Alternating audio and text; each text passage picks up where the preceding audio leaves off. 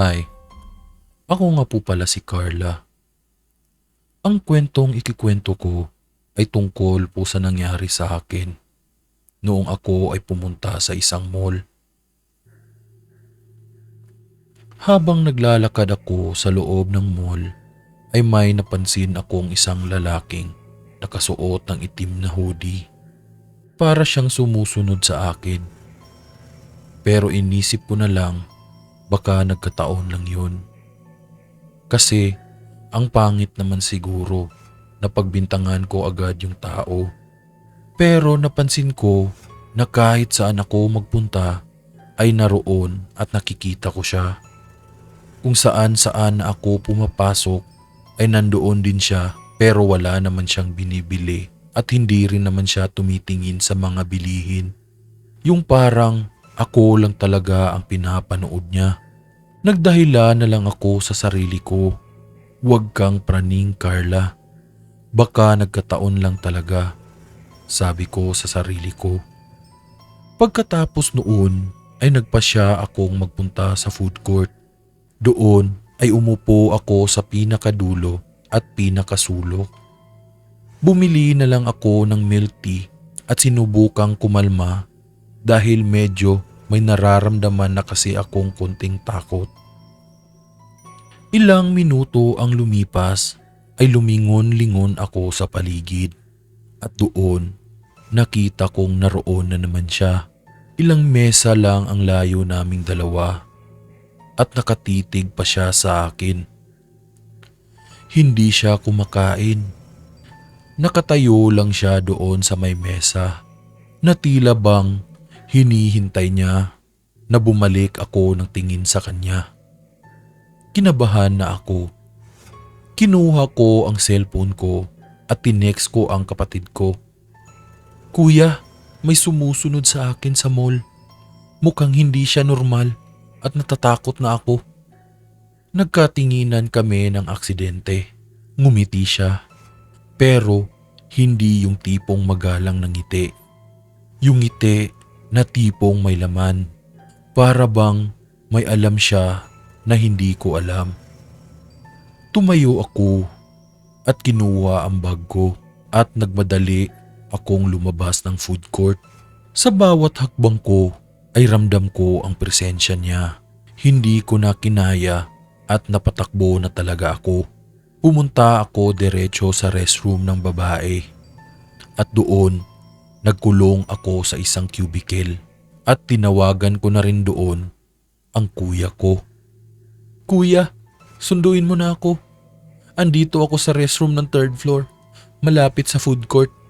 Nang matapos ang tawag, narinig ko ang pinto ng CR na bumukas at may narinig akong mga hakbang.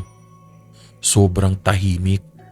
Wala akong naririnig na ibang boses ng babae. Walang flash.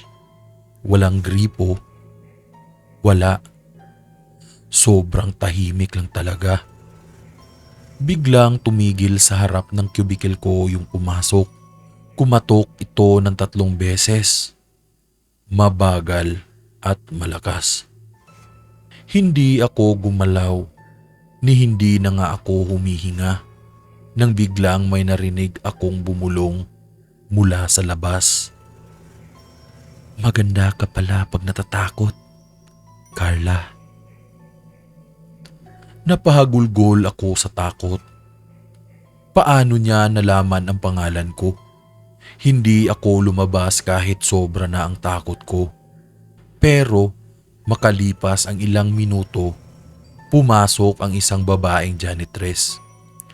Tinawag niya ako at doon na ako lumabas na nanginginig. Wala na doon ang lalaki. Para siyang bula na biglang nawala. Dumating ang kuya ko sa mga sumunod na minuto. Dinala niya ako sa guard at nireview ang CCTV. At doon namin nakita. Sa simula ng footage, malinaw ang mukha ng lalaking nakahoodie. Pero sa bandang CR, wala. Wala raw lalaking pumasok sa loob. Ako lang. Ako lang ang nakitang pumasok ng CCTV. Hanggang ngayon, hindi ko alam kung anino ba yung nakita ko o tao.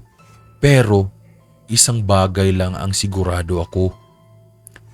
Hindi na ako muling babalik sa mall na ako lang mag-isa.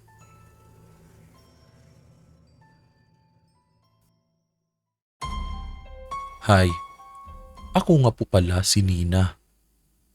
Ako po ay second year psychology student. Ang kwento na ikikwento ko ngayon ay nangyari po sa akin noong ako ay nag-aaral pa. May isang estudyante sa universidad namin na palagi kong napapansin. Hindi ko siya kaklase, hindi ko rin siya kilala, pero palagi ko siyang nakikita sa corridor, sa library at minsan sa kantin. Tila ba parang kahit saan ako magpunta ay nandoon siya na nakatingin lang. Parang bantay ko kumbaga. Hindi ko siya kaibigan, hindi din naman siya nakikipagkilala sa akin. Pero palagi siyang nandoon kahit saan ako magpunta. Isang araw habang papunta ako sa klase ko sa 4th floor ng lumang gusali, napansin ko na nasa likod ko na naman siya. Hindi ko na matiis, kaya huminto ako at hinarap siya. "Kuya, may kailangan ka ba? Bakit mo ako palaging sinusundan?" Ngumiti lang siya. Matagal. Pagkatapos, umalis na parang walang nangyari. Iniisip ko na lang na baka may problema siya sa pag-iisip. Pero ang totoo ay nagsisimula na akong hindi mapakali. Ilang araw ang lumipas, habang nasa library ako ay biglang may dumating na envelope sa mesa ko. Walang pangalang nakalagay at walang kahit anumang nakasulat. Binuksan ko ito at may laman itong mga Polaroid pictures. Mga pictures ko. Sa likod ng classroom, sa hallway at kahit sa dorm, may isa pa ngang litrato na kinuhanan ako habang natutulog sa loob mismo ng kwarto ko. Sobrang natakot ako. Sino ba siya? Paano ba siya nakapasok dito? Agad akong nag-report sa admin. Pinatawag namin ang security at pinacheck ang CCTV. Lumabas sa footage ang lalaki. Pero nang pinacheck namin ang records ng mga ID registry, wala siyang pangalan, wala siyang ID, wala siyang record na estudyante siya. Pinag-iikot na ng mga gwardya ang buong campus. Pero wala.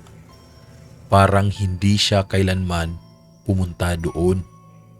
At dahil sa sobrang takot ko, ay lumipat ako ng ibang dorm. Pero bago ako lumipat, ay umuwi muna ako sa probinsya namin. Ilang linggo ang lumipas, ay wala namang kakaibang nangyayari. Hanggang sa isang gabi, sa bahay namin ay may kumatok sa gate 3 beses. Pagtingin ng tatay ko, wala naman daw tao. Pero nung pagbalik ko sa kwarto ko, may isang bagay akong nakita sa kama ko. Isa na namang envelope at sa loob nito ay isa na namang bagong Polaroid. Isang picture ko sa mismong kinatatayuan ko ngayon. Hanggang ngayon, hindi ko alam kung sino siya o kung bakit ako yung sinusundan at ini-stalk niya. Pero isa lang ang alam ko. Alam kong hindi pa siya tapos. Muah ha ha ha ha ha ha ha.